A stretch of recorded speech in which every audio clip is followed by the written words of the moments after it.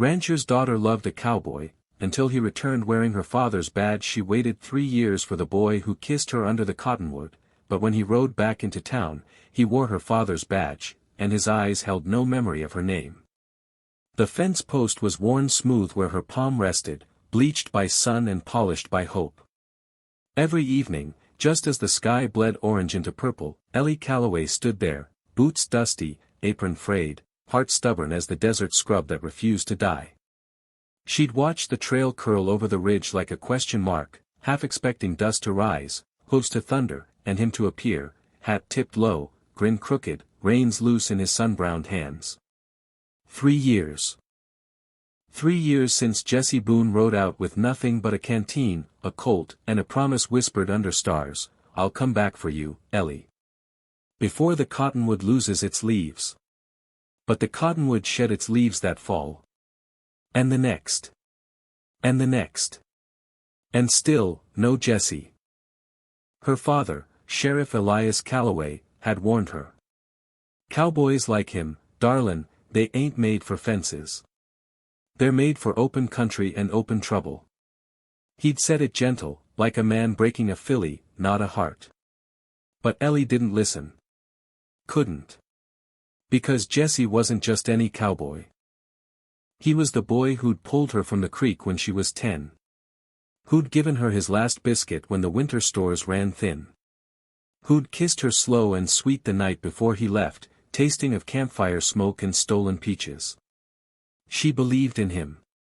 Even when the letters stopped coming.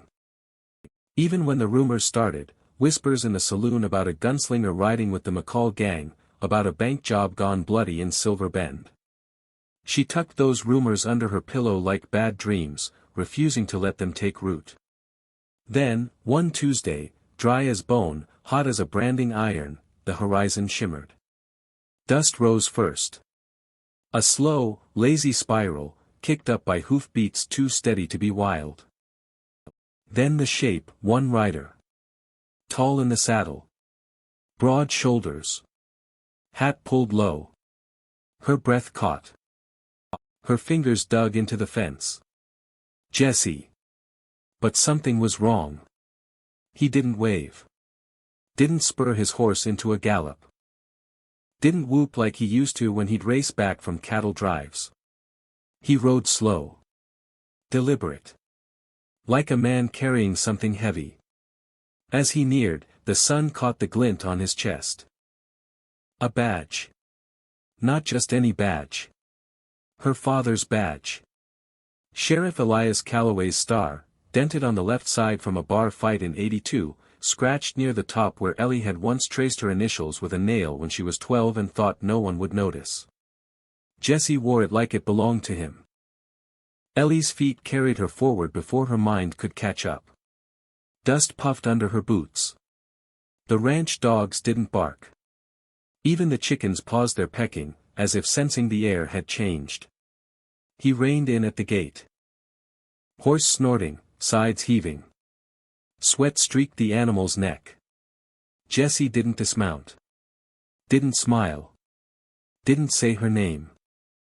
He just looked down at her, eyes shadowed under the brim, face leaner, harder, carved by wind and something worse. Regret? Guilt? She couldn't tell. His mouth didn't move. His hands didn't reach for her. All she saw was the badge. All she heard was the wind. All she felt was the fence post behind her, suddenly cold. "Pa's dead," he said. Voice rough. Like gravel under wagon wheels. She didn't cry. Not then. Her throat closed like a fist. Her knees didn't buckle. Her hands didn't shake. She just stared at the badge, at the dent, the scratch, the way it caught the dying light like a warning. When, she finally whispered. 2 weeks back. Fall from his horse. Out near Dead Man's Gulch. She knew that gulch. Knew the rocks. Knew how her father always said it was cursed ground.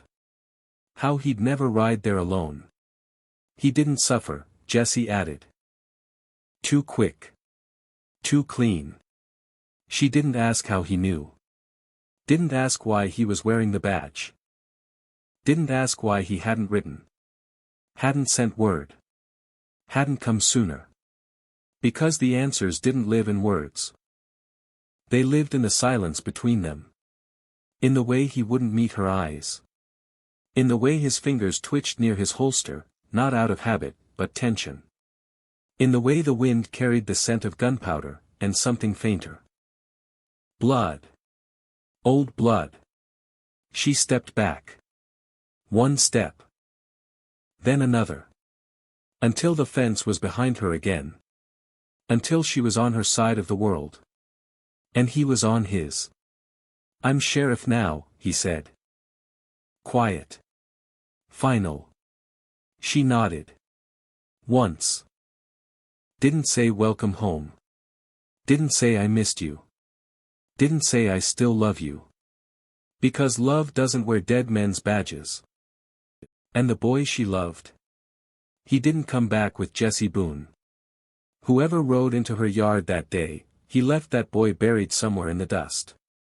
She baked him sourdough every Sunday, still warm, still hopeful, but he left it untouched, crust hardening like his silence, and the truth rotting beneath it. The house smelled like yeast and grief. Every Sunday morning, before the sun crested the ridge, Ellie kneaded dough with the same rhythm her mother once used, palms pressing, folding, turning. Flour dusted her wrists like ghostly bracelets. The oven crackled behind her, hungry and impatient. She'd hum sometimes, old hymns, trail songs Jesse used to whistle, but the sound always died before it reached the ceiling. The house swallowed music now. Swallowed laughter. Swallowed anything that felt alive. She placed the loaf on the table at noon. Golden crust. Steam curling off the top like a prayer. His plate. His chair. His fork, polished clean. He never touched it. Jesse ate at the sheriff's office most days, beans and bacon with the deputies, coffee black as a moonless night. When he did come home, it was late. Boots heavy on the porch. Saddle creaking as he leaned it against the rail. He'd nod at her in the hallway, eyes skimming past her face like she was furniture. A lamp. A coat-rack. Something you pass without seeing. The bread sat. Day 1, soft. Day 2, firm. Day 3, hard as a saddle girth. She'd wrap it in cloth, tuck it in the pantry, tell herself next week he'll taste it. Next week he'll remember. He didn't. Town talked, of course. Whispers over dry goods, murmurs behind swinging saloon doors. That Boone boy's got ice in his veins. Took the badge like it was owed to him. Sheriff Calloway always said he'd end up on a rope, just didn't say which end. Ellie heard it all. Let it roll off her back like rain off oiled leather. She swept the porch. Mended socks. Fed the chickens. Kept her hands busy so her mind wouldn't wander into places it shouldn't. But minds have a way of wandering anyway. One afternoon, while dusting her father's desk, a ritual she'd started the week after the funeral, she found them. Gloves. Jesse's gloves. Tucked in the bottom drawer, beneath a stack of land deeds and a faded map of the territory. Leather cracked from sun and sweat. Smelled of horsehide and iron. And something else. Something dark. She held them up to the window light. Near the cuff, a stain. Brown. Flaking. Not mud. Blood. Her breath hitched. Not loud. Not panicked. Just, stopped. Like a clock winding down. She turned them over. Checked the fingers. The palms. More stains. Smaller. Older. And near the thumb, a threadbare patch she remembered sewing herself, the summer he got bucked off a Mustang and tore his hand on barbed wire. She'd stitched the leather while he winced and called her Doc Ellie. Now those same gloves hid secrets. She folded them slowly. Put them back. Didn't cry. Didn't scream. Just closed the drawer and walked to the kitchen, where yesterday's bread sat, untouched, on his plate. That night, she waited until his snores rumbled through the thin wall, the guest room, never her father's, never hers, and crept back to the office. Not to snoop. Not to accuse. Just, to understand. The desk drawer slid open with a whisper. She lifted the gloves again. This time, she noticed something else, tucked in the lining, near the wrist. A slip of paper. Folded tight. Sealed with wax. She broke it open. 2 words. Midnight. Gulch. No signature. No date. But she knew the handwriting. Her father's. Her knees hit the floorboards. Not from shock. From weight. The kind that settles in your bones and tells you, you were never meant to know this. She didn't sleep that night. Sat by the window, bread forgotten, gloves hidden in her apron pocket, watching the moon crawl across the yard. Watching his shadow move behind his curtain. Watching the badge gleam on his coat, hung on the rack like a trophy, or a tombstone. At dawn, she baked again. Same recipe. Same rhythm. Same silence. But this time, when she set the loaf on his plate, she didn't pray he'd eat it. She prayed he'd choke on it. She followed him under a moon like shattered bone, and watched him kneel where her father died, whispering to the dirt like it owed him forgiveness. The desert doesn't sleep. It waits. Ellie knew that. Knew how the sand held heat long after sunset. Knew how the wind carried voices, real or imagined, across the flats. Knew how shadows stretched like fingers, reaching for ankles, for throats, for secrets. She saddled Daisy in silence. The mare didn't whicker. Didn't toss her head. Just stood patient, as if she, too, understood the gravity of what they were about to do.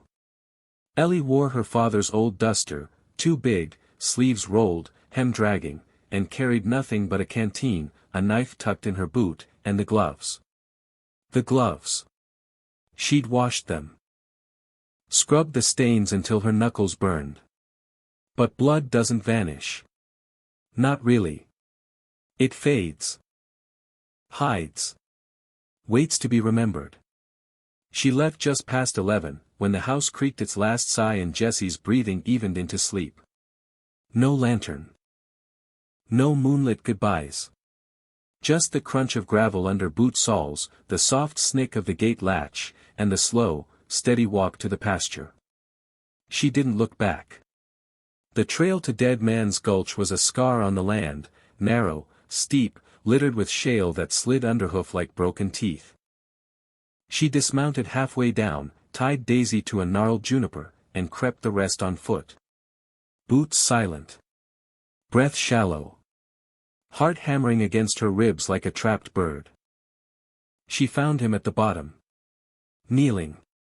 Hat off. Head bowed. The moon painted him silver, shoulders tense, hands pressed into the dirt like he was begging the earth to speak. Or forgive. Ellie crouched behind a boulder, cold seeping through her skirt, fingers numb around the rock's edge. She didn't move. Didn't breathe. Just watched. He didn't pray. Didn't cry. Didn't speak her father's name. He just whispered. Too low to hear. Words lost to the wind. But his lips moved. Again. Again. Like a man reciting a confession he knew wouldn't absolve him. Then, a sound. Not wind. Not owl. Hoofbeats. Slow. Deliberate. Echoing off the canyon walls like a death knell. A second rider emerged from the gloom, tall, lean, face hidden beneath a serape and low-brimmed hat. He reined in 10 paces from Jessie. Didn't dismount. Didn't speak first. Jessie rose. Dust clung to his knees. His voice, when it came, was rough. Raw. You shouldn't be here. The stranger chuckled. Dry. Like rattlesnake scales on stone. Neither should you, Sheriff. Wearing that tin. Sleeping in that house. Eating that girl's bread. Ellie's throat tightened. That girl. Like she was a prop. A decoration. A thing to be used. Jesse didn't flinch. It had to be me. No one else would have held the line. Held the line. The stranger spat. You held a gun. Same as always. Just switched who you pointed it at. A pause. Thick. Heavy. Then, leather creaked. A pouch dropped into the dirt. Fat with coin. Jesse didn't pick it up. That's the last of it, the stranger said. For Calloway's silence. For yours, too, if you keep it. Jesse stared at the pouch. Didn't move. Didn't blink. Tell Reyes, he finally said, voice flat, his secret dies with me. But if he comes near this town again, near her, I'll put him in the ground myself. The stranger tipped his hat. Sentimental to the end, Boone. That's what got the old man killed. Ellie's blood turned to ice. Got the old man killed. Not accident. Not fall. Killed. The word echoed in her skull, louder than thunder, sharper than spurs. The stranger turned his horse. Vanished into the night like smoke. Jesse didn't move. Didn't retrieve the money. Didn't look up. He just stood there. Alone. Defeated. Haunted. And then, he turned. Not toward the trail. Not toward his horse. Toward her. Her breath caught. Her fingers dug into the rock. He'd known. All along. He took 3 slow steps. Stopped at the edge of the boulder's shadow. Moonlight caught the side of his face, jaw clenched, eyes hollow. Go home, Ellie. Not a command. A plea. She didn't move. Didn't speak. Didn't blink. He didn't reach for his gun. Didn't threaten. Didn't lie. He just looked at her, really looked, for the first time since he'd ridden back. And in that look, she saw it. The boy. Buried deep. Bruised. Bleeding. Begging. But the badge on his chest. It didn't beg. It judged. She stood. Slow. Dust falling from her skirt. Knife still hidden. Gloves still in her pocket. She didn't run. Didn't cry. Didn't speak. She just turned, back up the gulch, back to Daisy, back to the house that wasn't home anymore. Behind her, the coyotes fell silent. Not one howl. Not one yip. As if even the wild things knew, some truths are too heavy to howl at. Some silences are sacred. And some men. They kneel in the dirt, because they're already buried. She sharpened her father's hunting knife every night, not to kill him, but to see if he'd flinch when she finally walked into his office with steel in her hand. The knife lived on the kitchen table now. Not hidden. Not tucked away. Just, there. Beside the butter crock. Next to the salt. Like it belonged. Like it had always been part of the meal. Every night, after Jesse left for his rounds or locked himself in the sheriff's office with dusty ledgers and whiskey-stained reports, Ellie would take it out. Run the whetstone along the blade.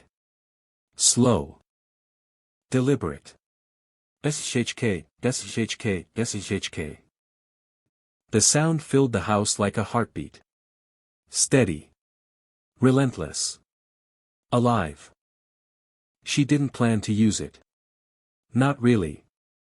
But she needed him to see it. To know she wasn't the girl who waited by the fence anymore. She was the girl who remembered. The girl who followed. The girl who knew. He noticed, of course. Couldn't not. The first time he walked in and saw her sharpening it, sleeves rolled, hair tied back, eyes fixed on the edge, he froze in the doorway. Didn't speak. Didn't move. Just watched the blade catch the lamplight. Watched her hands, steady, sure, unafraid.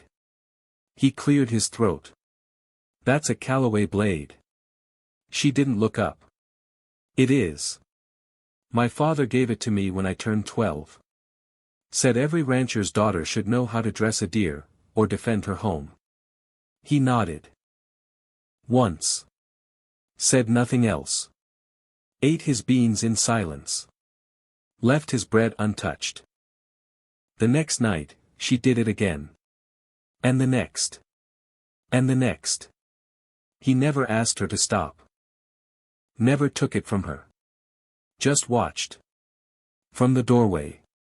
From the table. From across the room, eyes shadowed, fingers twitching near his holster, not out of instinct, but restraint. The town didn't notice. Or didn't care. They saw Sheriff Boone, firm, fair, feared.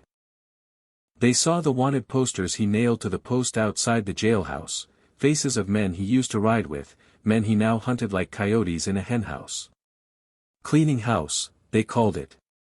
Justice served cold. Ellie called it theater. Because justice doesn't wear dead men's gloves.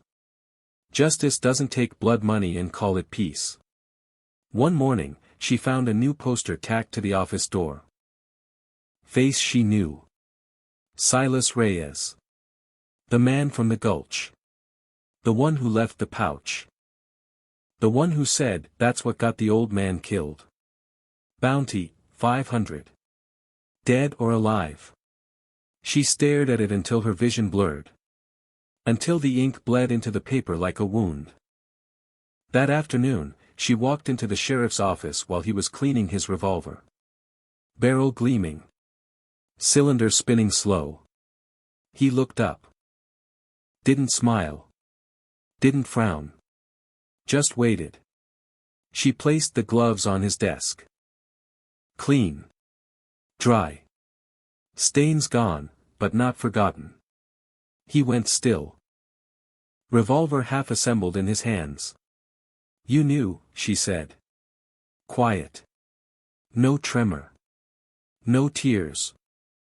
Just truth, laid bare like a body on a slab. He didn't deny it. Didn't look away. "I knew," he admitted. Voice low. Rough. Not at first.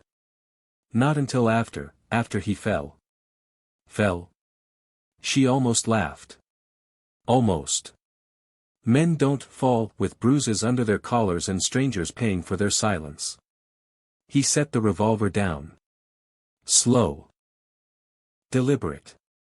Like placing a child in a cradle. "Your father was taking money, Ellie. From Reyes. From the McCall gang. From anyone who'd pay to look the other way. He let men die. Let families starve. Let this town rot from the inside." She didn't blink. "And you?" His jaw tightened. "I rode with them. For a season. Thought I could change things from within. I was wrong. So you killed him." The words hung between them. Heavy. Final. He didn't flinch. Didn't look away. "No," he said. "I didn't pull the trigger. But I didn't stop it, either. Reyes' men did it. Made it look like an accident. I found him, still warm. Still breathing. He gave me the badge. Whispered your name. Told me to protect you. To fix it." She stared at him. At the badge. At the gloves. At the man who wore her father's sins like a second skin. "Why didn't you tell me?" He stood. Slow. Towering. Not threatening, just, present. Real. Because I loved you, he said. Still do. But I love justice more. And justice, it doesn't care about love. She almost believed him. Almost. Until she saw the letter. It slipped from his coat pocket when he turned to pour whiskey, a folded square of parchment, sealed with red wax, edge torn like it had been opened in haste. She moved before she thought. Snatched it. Stepped back. He didn't stop her. Didn't reach for it. Just watched. Resigned. Like a man watching his own hanging. She broke the seal. Read the first line. By order of the territorial governor, Jessie Boone is hereby appointed interim sheriff of Cedar Bend, dated the day before her father died. Signed by the governor. Countersigned by Sheriff Elias Calloway. Her knees didn't buckle. Her hands didn't shake. Her breath didn't catch. Because the world didn't end with a scream. It ended with silence. Her father hadn't been murdered. He'd chosen this. Chosen him. Trusted him. Named him. The knife was still in her boot. The gloves were on the desk. The badge was on his chest. And the boy she loved. He was still there. Beneath the law. Beneath the lies. Beneath the weight of a promise he never meant to keep. She folded the letter. Placed it gently beside the gloves. Then she walked out. Didn't slam the door. Didn't cry. Didn't look back. Because some trials don't need a courtroom. Some verdicts don't need a jury. And some sentences, they last longer than a lifetime. She left at dawn with nothing but a canteen and her father's knife, not to run away, but to become the kind of ghost that haunts men who wear stolen stars. The sun hadn't yet kissed the ridge when Ellie Calloway walked out of her father's house for the last time. No farewell note. No packed trunks. No tearful goodbyes whispered to empty rooms. Just a single canvas bag slung over her shoulder, 2 dresses, a tin cup, dried beef, the letter, and the knife. Her boots crunched on gravel. The porch step groaned beneath her, same as it had since she was 6. She didn't look back. Didn't pause. Didn't let her fingers brush the doorframe one last time. Because some goodbyes aren't meant to be gentle. Some are meant to cut. Daisy waited by the corral, reins loose, saddle already cinched. She'd done that in the dark, while the house still slept, while Jessie's snores echoed through the thin walls. The mare nickered softly, as if she, too, understood the weight of silence. Ellie mounted in one smooth motion. No stirrup. No hesitation. She'd been riding since she could walk. The desert didn't scare her. The loneliness wouldn't either. She turned Daisy west, away from town, away from the church bell that never rang anymore, away from the saloon where men still toasted Sheriff Boone, the man who cleaned up Cedar Bend. She rode until the rooftops vanished behind her. Until the only sound was wind combing through sagebrush and the creak of leather beneath her. Until the sun burned gold across her shoulders and the horizon stretched empty and endless before her. She didn't cry. Not then. Not when she passed the cottonwood, its branches bare, its roots tangled in memories. Not when she crossed the creek where Jessie once pulled her from the current, laughing, soaked to the bone. Not even when she reached the rise where she used to wait, where she'd stood for 3 years, heart open, hands empty, believing in a boy who came back wearing her father's soul. She stopped there. Just for a moment. Looked back. No dust rose on the trail. No rider followed. No voice called her name. Good. She nudged Daisy forward. Years passed. Not in days or seasons, but in scars. In blisters that turned to calluses. In sunburns that darkened to leather. In night spent under stars so bright they felt like judgment. She didn't vanish. Not really. She shifted. Became rumor. Became warning. Became the woman they spoke of in hushed tones around campfires and dusty trading posts, the one who rides alone, hair silvered by sun and sorrow, eyes sharp as flint, always watching. Never speaking. Never staying. Some said she hunted Reyes. That she tracked him to Sonora, cornered him in a cantina, left him bleeding in the street with a note pinned to his chest, "This is for Elias Calloway." Others swore she rode with the Apache for a season, learned their silence, their patience, their way of moving like shadow through rock and brush. That she spoke their tongue now, more than English. A few claimed she'd returned to Cedar Bend once, cloaked, hooded, standing at the edge of town at dusk, watching Jesse pin another wanted poster to the jailhouse door. That he'd looked up. Felt her there. Turned pale. Dropped his hammer. But when he ran to the street, she was gone, only hoofprints in the dust, leading west, again. No one knew for sure. Because out here, truth doesn't travel fast. It drifts.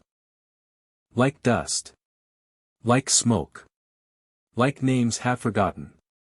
Jesse Boone stayed sheriff. Married a schoolteacher from Abilene. Had 2 sons. Built a porch on the east side of the house, for the morning light, folks said. He wore the badge until the day he died, old, tired, surrounded by family, a Bible in his lap, a photo of a young Ellie tucked in his vest pocket. They buried him next to Elias Calloway. Same plot. Same preacher. Same silence. Ellie never went to the funeral. Never visited the grave. Never spoke his name again. But sometimes, when the wind is just right, when the moon hangs low and heavy like a promise broken, travelers swear they see her. On the ridge. By the fence. Where the girl once waited. She doesn't wave. Doesn't smile. Doesn't speak. She just watches. The trail. The town. The horizon. Waiting for nothing. Haunting everything. Because love doesn't die when a man wears your father's badge. It just changes shape. Becomes dust. Becomes wind. Becomes the kind of story they tell in whispers, after the fire's died, after the whiskey's gone, after the children are asleep. A story about a rancher's daughter. A cowboy who came home wrong. And a love that didn't end, it just rode off into the silence. And never came back.